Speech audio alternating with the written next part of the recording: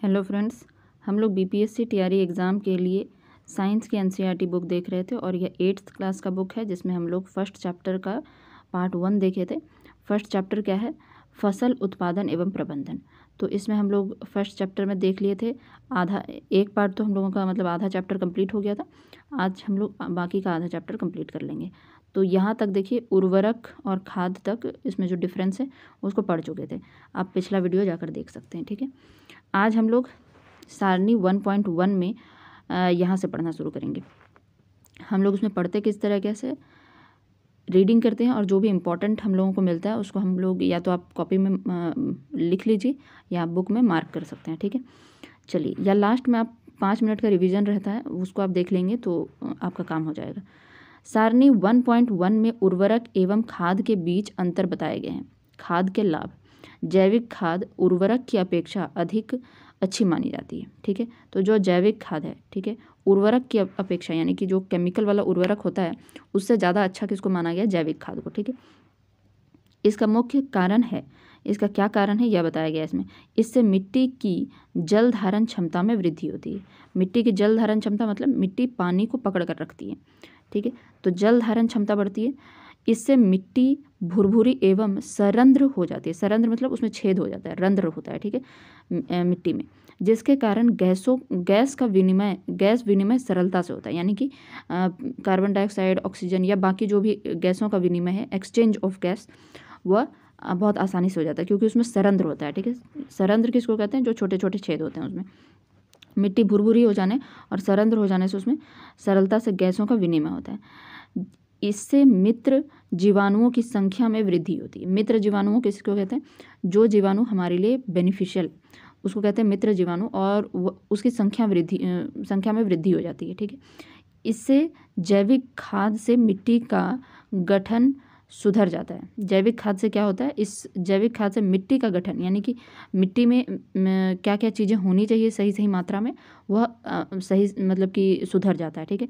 जैसे उर्वरक का बहुत ज़्यादा यूज़ करते हैं ना तो उससे दिक्कत आ जाता है कि मिट्टी में कुछ कुछ जो चीज़ होता है वह ख़त्म होने लग जाता है, ठीक है।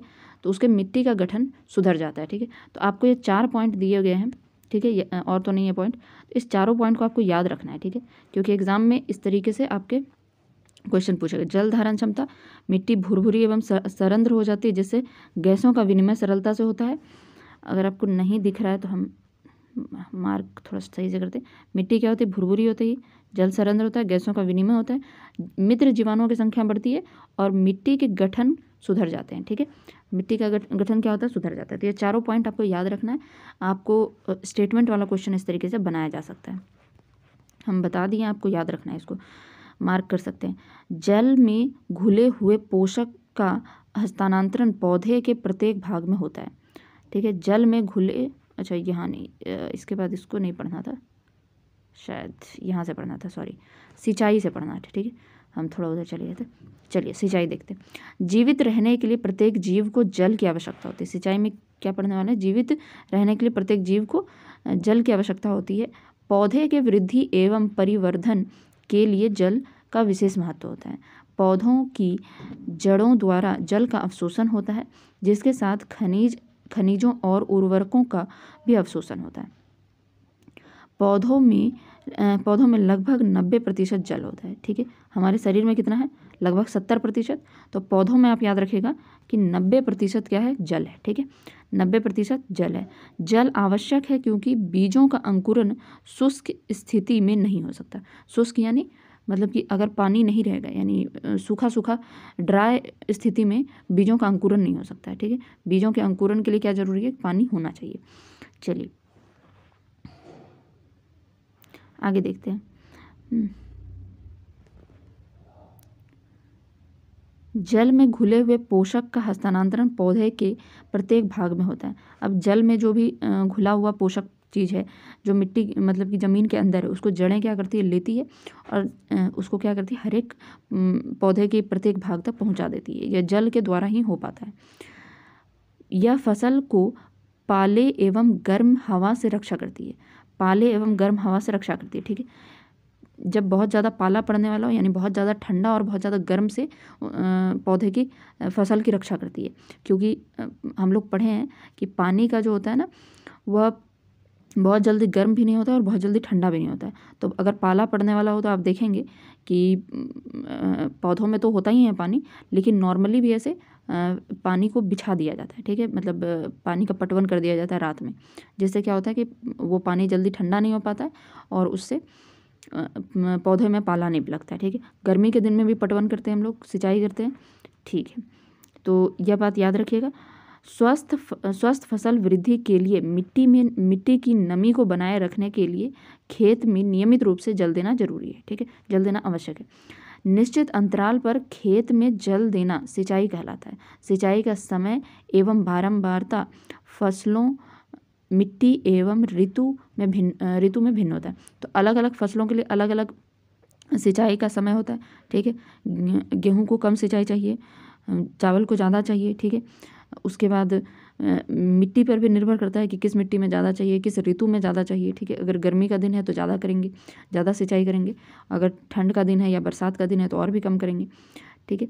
गर्मी में पानी देने की बारंबारता अपेक्षाकृत अधिक होती है, यही बात बताएं हम आपको। ऐसा क्यों है? क्या यह मिट्टी अपने पत्तियों से जल वाष्पन की दर अधिक होने से हो सकता है? हाँ, क्योंकि मिट्टी में जो पत्ते हैं उससे हम लोग पढ़े हैं कि पत्तों में क्या होता है, जल वाष्पन का दर होता है, मतलब कि वाष्प उत्सर्जन होता है, इवापोरेट करती है अपने पानी को, तो वह दर बहुत ज़्यादा बढ़ जाता है गर्मी के दिन में, ठीक है।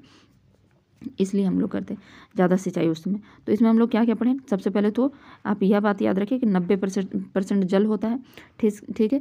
शुष्क स्थिति में यह अंकुरन नहीं हो सकता है, किसका? बीजों का अंकुरन नहीं हो सकता है। सॉरी, थोड़ा सा गड़बड़ हो गया, चलिए कोई बात नहीं, अभी आ जाएगा। यहाँ हम लोग पढ़ रहे थे, ठीक है। उसके बाद जल में घुले पोषक तत्वों का प्रत्येक भाग तक हस्तांतरण जल के माध्यम से ही होता है, ठीक है। उसके बाद यह पाले एवं गर्मी से रक्षा करता है। उसके बाद क्या है आपको याद रखना है, स्वस्थ फसल वृद्धि के लिए मिट्टी में नमी को बनाए रखना जरूरी है। सिंचाई, ठीक है, इसमें अब कुछ नहीं है, चलिए। तो आप ये सब स्टेटमेंट है, स्टेटमेंट बेस्ड क्वेश्चन बनाया जा सकता है, ठीक है। तो आप याद रखें, आप समझते चलिए, ठीक है, जो समझने जैसा है उसको आप समझते चलिए। चलिए, इस वर्ष पानी देते समय मैं अधिक सतर्क हूँ। इस वर्ष पानी देते समय मैं अधिक सतर्क हूँ। पिछली गर्मियों में मेरे पौधे सूख और मर गए थे। सिंचाई का स्रोत, अब सिंचाई के स्रोत क्या क्या है? कुएं हैं, जलकूप है, तालाब है, झील है, नदियाँ, बांध एवं नहर इत्यादि जल के स्रोत हैं। यह याद रखने का कोई खास ज़रूरत नहीं है, यहाँ पर फोटो वोटो दिया गया है। चलिए यहाँ देखते हैं सिंचाई के पारंपरिक तरीकों को देखते हैं। कुओं, झील एवं नहरों में उपलब्ध जल को निकालकर खेतों तक पहुंचाने का तरीका भिन्न क्षेत्रों में भिन्न भिन्न है। मवेशी अथवा मजदूर इन विधियों में इस्तेमाल किए जाते हैं, ठीक है। अतः यह सस्ते हैं परंतु यह कम दक्ष हैं। तो मवेशी और मजदूर, तो क्या होगा कि अगर उस विधि से मवेशी और मजदूर के द्वारा सिंचाई करवाया जा रहा है तो यह सस्ते तो हैं लेकिन वह बहुत दक्ष नहीं है, मतलब बहुत अच्छे से उसका सिंचाई नहीं हो सकेगा, ठीक है। बहुत बड़े लेवल पे यह नहीं करवाया जा सकता है। विभिन्न पारंपरिक तरीके, इसीलिए इसको क्या कहा गया है? पारंपरिक तरीके कहा गया है। पहला क्या है? मोट यानी घिरनी से, ठीक है। चेन पंप, ढेकली, रहट, उत्तोलक तंत्र, ठीक है। इन सब चीज़, अब इसका फोटो जो दिया हुआ है उसको हम लोग देखते हैं।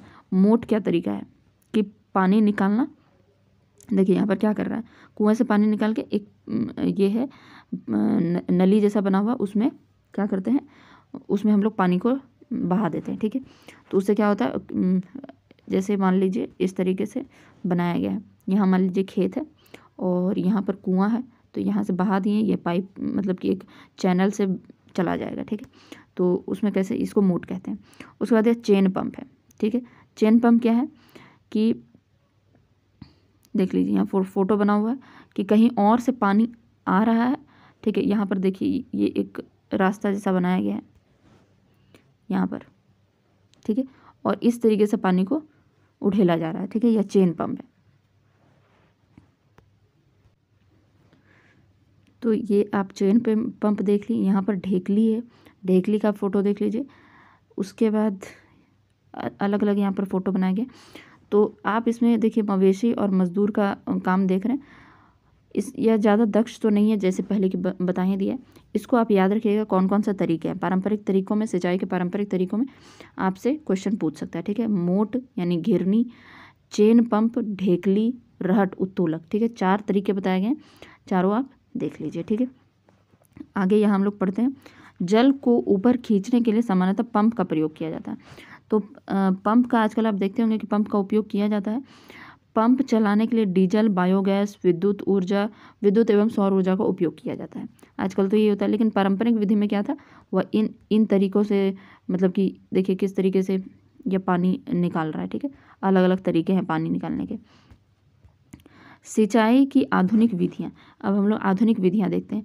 सिंचाई की आधुनिक विधियों द्वारा हम जल का उपयोग मितव्ययता से कर सकते हैं। मितव्ययता मतलब क्या होता है कि जितना ज़रूरत है उसके हिसाब से कर सकते हैं, बहुत ज़्यादा उसका व्यय कम होगा, ठीक है। छिड़काव तंत्र, स्प्रिंकलिंग सिस्टम। छिड़काव तंत्र क्या होता है कि ऐसा आप देखे होंगे कि एक फव्वारे टाइप का आपके खेत में लगा हुआ होता है। आपके खेत में नहीं, कहीं पर आप घूमने जाएंगे तो आप देखेंगे कि स्प्रिंकलिंग के द्वारा यानी छिड़काव के द्वारा यह किया जा रहा है सिंचाई। इस विधि का उपयोग असमतल भूमि में किया जाता है जहाँ पर जल कम मात्रा में उपलब्ध है। मतलब ऐसे जगह पर इसका यूज़ किया जाता है जहाँ जल बहुत कम उपलब्ध है, तो वहाँ थोड़ा थोड़ा पानी जितना ज़रूरत है उसके हिसाब से काम किया जाता है। ऊर्ध्वा पाइपों के ऊपरी सिरों पर घूमने वाले नोजल लगे होते हैं। क्या होता है कि ऊपर एक पाइप होता है, इस तरीके का पाइप होता है, यहाँ पर एक घूमने वाला नोजल लगा होता है और ये बार बार घूम के हर जगह पर छिड़काव करता रहता है। घूमने वाले नोजल लगे होते हैं। यह पाइप निश्चित दूरी पर मुख्य पाइप से जुड़े होते हैं। यह किस तरीके से जुड़े होते हैं, मान लीजिए यहाँ पर एक पाइप है, यहाँ पर एक पाइप है, यहाँ पर एक पाइप है, और यह सब एक मुख्य पाइप के साथ जुड़ा हुआ है, ठीक है। और यहाँ नोजल लगा हुआ है, घूम घूम के इस तरीके से छिड़काव करता रहता है, ठीक है। जब पंप की सहायता से जल मुख्य पाइप में भेजा जाता है तो वह घूमते हुए नोजल से बाहर निकलते हैं। इसका छिड़काव पौधों पर इस प्रकार होता है जैसे वर्षा हो रही है, ठीक है। जैसे वर्षा, हल्का हल्का वर्षा जो होता है ना, उसी तरीके का होता है। छिड़काव लॉन, कॉफ़ी की खेती एवं कई अन्य फसलों के लिए अत्यंत उपयोगी है। तो आप याद रखिएगा लॉन और कॉफ़ी की खेती, ठीक है। उसके बाद दूसरा क्या है, ड्रिप तंत्र। ड्रिप तंत्र क्या होता है, ये तो छिड़काव विधि स्प्रिंकलिंग सिस्टम हम लोग देख लिए। अब हम लोग ड्रिप तंत्र देखते हैं। इस विधि में जल बूंद बूंद करके सीधे पौधों के जड़ों में गिरता है, ठीक है। ड्रिप मतलब छोटा छोटा बूंद के रूप में गिरते रहता है पौधे की जड़ों में, ठीक है। यहाँ देखिए छिड़काव तंत्र है। छिड़काव तंत्र आप देख रहे हैं फोटो, ये गोल गोल घूम के उसके बाद किया जा रहा है, ठीक है। इसे ड्रिप तंत्र कहते हैं। फलदार, एक सेकेंड यहाँ पर, हाँ, अतः इसे ड्रिप तंत्र कहते हैं। फलदार पौधों, बगीचों एवं वृक्षों को पानी देने के लिए यह सर्वोत्तम तरीका है। इससे पौधों को बूंद बूंद करके जल प्राप्त होता है। इस विधि में जल बिल्कुल व्यर्थ नहीं होता, यानी कि एक छोटा छोटा बूंद की तरह अगर जाएगा तो उसमें क्या होगा, ज़्यादा पानी खर्च नहीं होगा। इस विधि में जल बिल्कुल व्यर्थ नहीं होता, अतः यह जल की कमी वाले क्षेत्र के लिए एक वरदान है, ठीक है। खरपतवार से सुरक्षा, अब हम लोग सिंचाई देख लिए, अब हम लोग खरपतवार से सुरक्षा देखते हैं। बूझो और पहेली निकट के गेहूं के खेत में गए और उन्होंने देखा कि खेत में फसल के साथ कुछ अन्य पौधे भी उग रहे हैं। क्या ये अन्य पौधे विशेष उद्देश्य के लिए उगाए गए हैं? या बूझो जो है क्वेश्चन कर रहा है। खेत में कई अन्य अवांछित पौधे प्राकृतिक रूप से फसल के साथ उग जाते हैं। इन अवांछित पौधे को खरपतवार कहते हैं, ठीक है। खरपतवार हटाने को निराई कहते हैं। यह जरूर याद रखिएगा कि खरपतवार हटाने की तरीके को क्या कहते हैं, निराई कहते हैं, ठीक है। चलिए, निराई आवश्यक है क्योंकि खरपतवार जल, पोषक, जगह और प्रकाश की स्पर्धा कर फसल की वृद्धि पर प्रभाव डालते हैं। अगर खरपतवार रहेगा तो जो गेहूं का फसल है उसको बहुत कम पोषक और जल मिल पाएगा, ठीक है, क्योंकि वह खरपतवार भी ले लेगा, इसलिए उसको हटाना यानी निराई करना जरूरी है। कुछ खरपतवार कटाई में भी बाधा डालते हैं तथा मनुष्य एवं पशुओं के लिए विषैले हो सकते हैं, ठीक है। तो कुछ खरपतवार जो होता है बहुत विषैला टाइप का भी होता है, इसलिए भी उसको हटाना जरूरी है। खरपतवार को हटाने के लिए उनकी वृद्धि को नियंत्रण करने के लिए किसान विभिन्न तरीके अपनाते हैं। तो खरपतवार हटाने और उसको वह जल्दी जल्दी बढ़े नहीं, उसके लिए क्या क्या तरीके हैं वो हम लोग आगे पढ़ेंगे, ठीक है। फसल उगने से पहले खेत जोतने से खरपतवार उखाड़ने एवं हटाने में सहायता मिलती है। इससे खरपतवार पौधे सूख कर मर जाते हैं। सहायता मिलती है, इससे खरपतवार पौधे सूख कर मर जाते हैं और मिट्टी में मिल जाते हैं। यानी कि पहले खरपतवार को काट दिया जाता है, वह अपने आप ही धीरे धीरे मतलब जड़ हटा दिया जाएगा तो उसका खुद ही वह सूख के खत्म हो जाता है, ठीक है। खरपतवार हटाने का सर्वोत्तम समय उसमें पुष्पन एवं बीज बनने से पहले होता है। यानी कि पुष्प बनने से पहले, बीज बनने से पहले ही उसको हटा दो, नहीं तो क्या होगा, बीज बन जाएगा तो फिर से उगेगा। खरपतवार पौधों को हाथ से जड़ सहित उखाड़कर अथवा भूमि के निकट से काट कर समय समय पर हटा दिया जाता है। यह कार्य खुरपी या हैरो की सहायता से किया जाता है, ठीक है। खुरपी तो हम जानते हैं, हैरो आप लोग बताइएगा कमेंट करके क्या होता है। रसायनों के उपयोग से भी खरपतवार नियंत्रण किया जाता है, जिसे खरपतवार नाशी कहते हैं। जैसे 2 है और 4D है, 2,4-D है, ठीक है।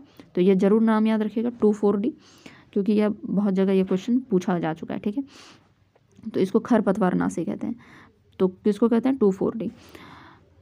खेतों में इनका छिड़काव किया जाता है, इससे खरपतवार पौधे मर जाते हैं परंतु फसल को कोई हानि नहीं होती। खरपतवार नाशी को जल में आवश्यकता अनुसार मिलाकर स्प्रेयर यानी फुहारा वाला जो होता है की सहायता से खेतों में छिड़काव करते हैं। देखिए इस तरीके से छिड़काव किया जाता है, आप देखे होंगे कभी ना कभी। चलिए आगे देखते हैं। क्या खरपतवार नाशी का प्रभाव इसको छिड़कने वाले व्यक्ति पर भी पड़ता है? यह क्वेश्चन है इसका कि जो छिड़क रहा है क्या उसको भी कुछ तरह का दिक्कत होता है?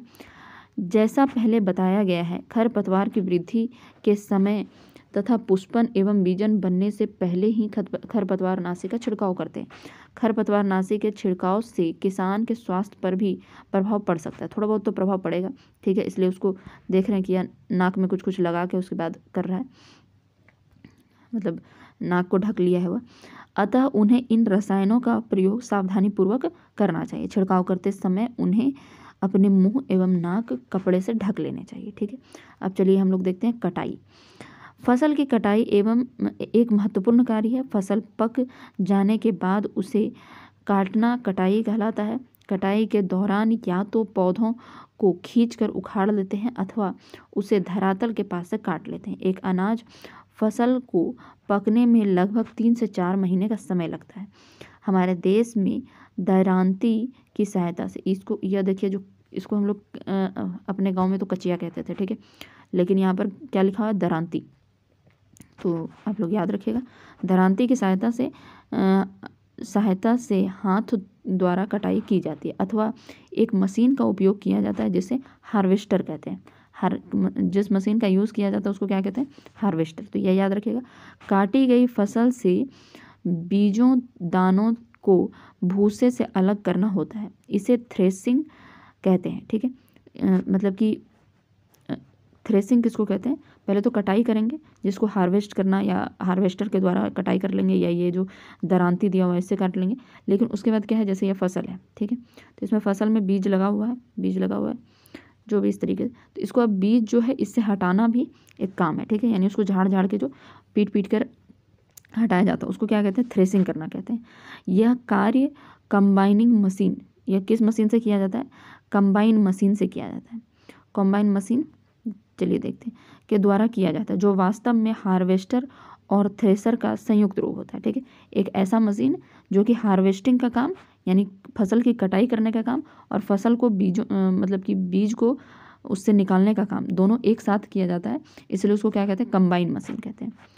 चलिए ठीक है। खेत छोटे खेत वाले किसान अनाज के दानों को फटक कर क्या करते हैं, फटक कर, इसको फटकना जो होता है वो एक सूप होता है, सूप के द्वारा फटक कर किया जाता है, ठीक है। उसको क्या कहते हैं, विनोइंग कहते हैं, करके अलग करते हैं। आप इसके विषय में कक्षा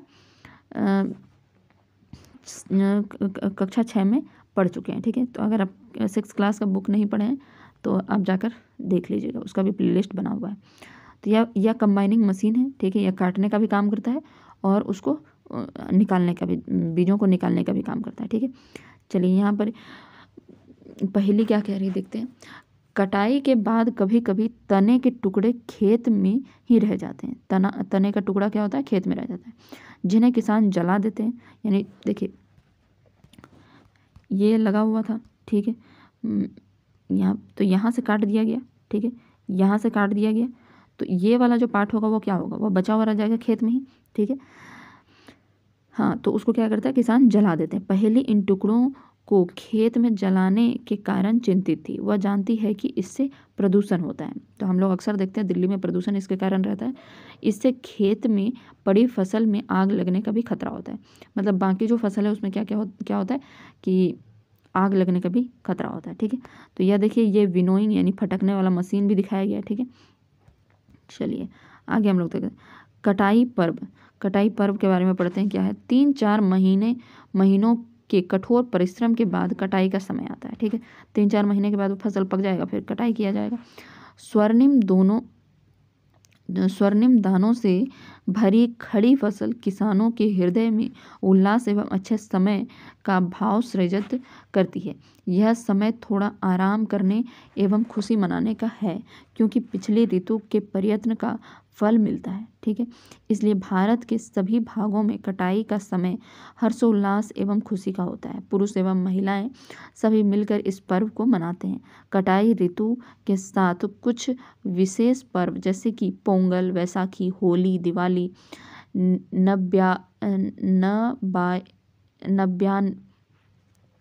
नबान्या एवं बिहू जुड़े हुए हैं, ठीक है। ये नबान्या फसल पर्व तो हम लोग नहीं देखे हैं, तो बाकी सब लोग को इसका मतलब तो पता होगा।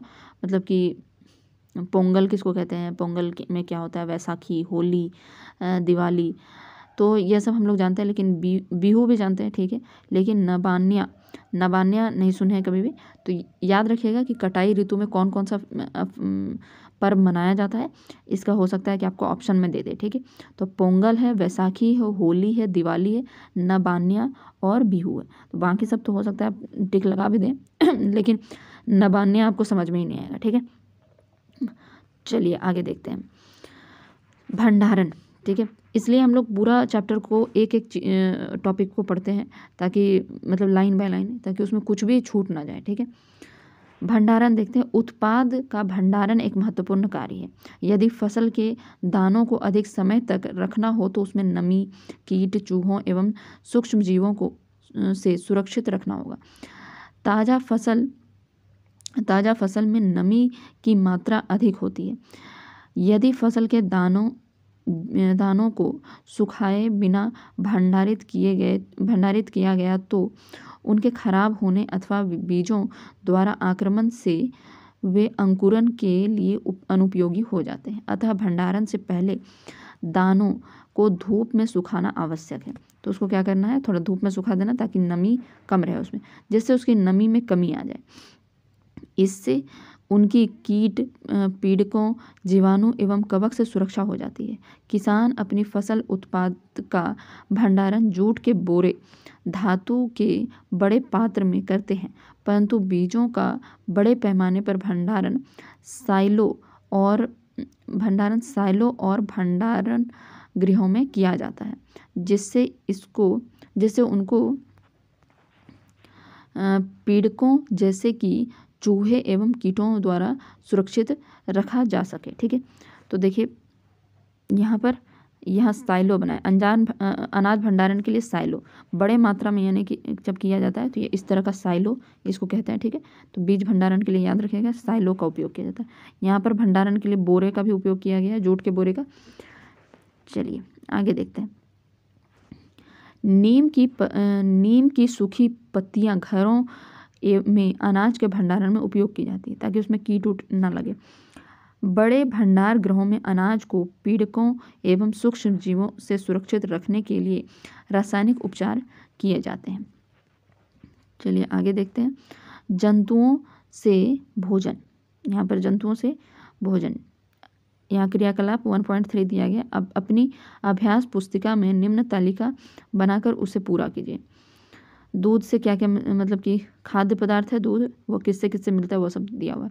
इस सारणी की पूर्ति करने के पश्चात आपने देखा होगा कि पौधों की तरह ही जंतु भी हमें विभिन्न प्रकार के खाद्य पदार्थ प्रदान करते हैं। ठीक है।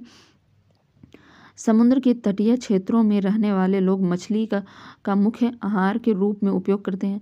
पिछली कक्षाओं में पौधों से प्राप्त होने वाले खाद्य पदार्थों के विषय में आप पढ़ चुके हैं। हमने अभी सीखा कि फसल उत्पादन के विभिन्न चरण हैं, बीजों का चयन करना, बुआई करना, इसी प्रकार इत्यादि। इसी प्रकार घरों में अथवा फर्म पर पालने वाले पालतू पशुओं को उचित भोजन, आवास एवं देखभाल की आवश्यकता होती है। जब यह बड़े पैमाने पर किया जाता है तो इसे पशुपालन कहते हैं। मछली स्वास्थ्य के लिए अच्छा आहार है। हमें मछली से कॉड लिवर तेल जिसमें विटामिन डी की अधिक मात्रा पाई जाती है। तो याद रखिएगा क्या मिलता है, कॉड लिवर तेल मिलता है जिसमें विटामिन डी की मात्रा अधिक होती है। ठीक है। तो यह हम लोग चैप्टर कंप्लीट हो गया है। ठीक है। यहाँ पर दिया हुआ है कि आपने क्या क्या सीखा, तो यह कुछ चीज़ दिया हुआ है, इसको इतना ज़रूरी नहीं है क्योंकि हम लोग पूरा चैप्टर पढ़ लिए हैं। तो इसमें हम लोग के लिए जो इम्पोर्टेंट चीज़ है वो देख लेते हैं। यहाँ से हम लोग शुरू किए थे। ठीक है। उर्वरक एवं खाद के बीच अंतर के बाद खाद के लाभ क्या क्या हैं। तो खाद में लाभ में हम लोग क्या क्या देखे थे कि इससे जल धारण क्षमता बढ़ जाती है, भुरभुरी हो जाती है मिट्टी, सरांध्र हो जाती है और गैस विनिमय में सरलता होती है। मित्र जीवाणुओं की संख्या बढ़ जाती है। ठीक है। इससे जैविक खाद से मिट्टी का गठन सुधर जाता है। ठीक है। चलिए आगे फिर सिंचाई हम लोग देखे थे। तो सिंचाई में क्या होता है, पहले हम लोग ये देखे थे कि जल जो होता है वह 90% होता है पौधों में। अंकुरण के लिए शुष्क स्थिति नहीं होनी चाहिए, यानी कि नमी चाहिए उस अंकुरण होने के लिए। उसके बाद जल में घुले पोषक पदार्थ जो होता है उसका हस्तांतरण होता है जल के माध्यम से। स्वस्थ फसल की वृद्धि के लिए नमी बनाए रखना जरूरी है। ठीक है। आगे हम लोग सिंचाई के स्रोत देखे थे। तो यह हम लोग जानते हैं, यह पारंपरिक तरीके ज़रूरी है याद रखना। मोट यानी घिरनी, चेन पंप, ढेकली, रहट, उत्तोलक तंत्र। ठीक है। ये सब याद रखिएगा। चलिए आगे फिर और क्या है, ये छिड़काव तंत्र यानी आधुनिक विधि में क्या है, छिड़काव तंत्र यानी स्प्रिंकलिंग सिस्टम, और दूसरा क्या था, ड्रिप सिस्टम। ठीक है। ड्रिप सिस्टम यानी ड्रिप तंत्र। ड्रिप तंत्र में क्या होता था, बूंद बूंद पानी जाता था, और स्प्रिंकलिंग सिस्टम में क्या होता था कि इस तरीके से फवारे की तरह से गोल गोल घूम के, यहाँ नोजल लगा हुआ है, गोल गोल घूम के और उसके बाद सिंचाई होता था। चलिए आगे देखते हैं और क्या था, खरपतवार की सुरक्षा। तो जब खरपतवार हटाने का तरीका होता है उसको निराई कहते हैं। ठीक है। और इसके लिए खरपतवार नाशी भी एक हम लोग याद रखे थे, 2,4-D। ठीक है। यह आपसे बहुत बार एग्जाम में पूछा जा सकता है। ठीक है। चलिए उसके बाद क्या होता है, खरपतवार नाशी का जब हम लोग छिड़काव करते हैं तो उसको सावधानी पूर्वक करना चाहिए, इससे हम लोगों को कोई दिक्कत हो सकता है। कटाई के लिए हम लोग देखे थे, कटाई जब के लिए हार्वेस्टर का उपयोग किया जाता है। पहले हम लोग दरांती का यूज़ करते थे, नहीं इसको आप लोग अपने गांव में कचिया भी बोलते होंगे, अलग अलग जगह पर अलग अलग नाम से बोला जाता है। हार्वेस्टर का उपयोग करते हैं, और हार्वेस्टिंग के बाद, कटाई करने के बाद उसमें से जो बीज के जो दाने होते हैं उसको जब निकाला जाता है, ठीक है, उसको क्या कहते हैं, थ्रेशिंग कहते हैं। और यह दोनों काम किससे किया जाता है, कंबाइन मशीन से किया जाता है। एक कंबाइन मशीन होता है जिससे दोनों काम हो जाता है, हार्वेस्टिंग का भी और थ्रेशिंग का भी। खेत में छोटे छोटे दाने जो अनाज जो होते हैं उसको फटक कर निकाला जाता है। ठीक है। तो और फटकने वाले को क्या कहते हैं, विनोइंग कहते हैं। जो फटकने का काम होता है उसको विनोइंग कहा जाता है। यहाँ देखिए विनोइंग करने वाला मशीन भी है। ठीक है। बेसिकली हवा बहुत तेज़ से वह देता है। उसके बाद कटाई पर्व कौन कौन सा होता है वह हम लोग देखे थे। तो इसमें था पोंगल, वैसाखी, होली, दीपावली नबान्य और बिहू, ठीक है। तो यह सब याद रखिएगा। भंडारण के लिए बीजों भंडारण के लिए बड़े पैमाने पर जब भंडारण होता है तो वहाँ पर हम लोग क्या याद रखते हैं, साइलो का यूज़ किया जाता है, साइलो का, ठीक है। और हम लोग अपने घर में तो इस तरह का साइलो रहता है, अपने घर में क्या करते हैं, ये बोरी में इसको मतलब भंडारण किया जाता है। भंडारण करते समय कई बार जो होता है नीम के पत्तों का यूज़ किया जाता है, जिससे कि कीड़े उड़े ना लगे। चलिए, उसके बाद यहाँ पशुपालन के बारे में थोड़ा बहुत बताया गया था, ये हम लोग देखे थे। यहाँ मछली से हमको क्या मिलता है, कॉड लिवर तेल मिलता है, जिसमें क्या मिलता है, विटामिन डी की मात्रा बहुत ज़्यादा होती है, ठीक है। तो ये चैप्टर कंप्लीट हो गया है। अब हम लोग नेक्स्ट चैप्टर में मिलेंगे। Thank you.